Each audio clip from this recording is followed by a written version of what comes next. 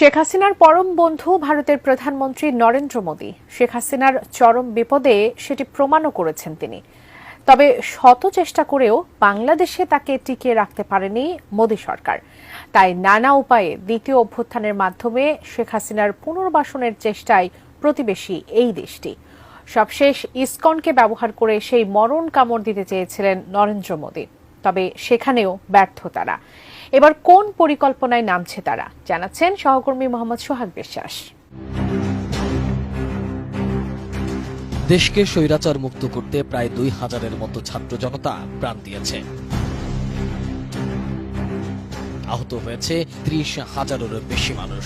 গোটা দেশে যখন ভয়াবহ অবস্থা, তখন মুখে কুলু পেটেছিল উগ্রবাদী সংগঠন ইসকন।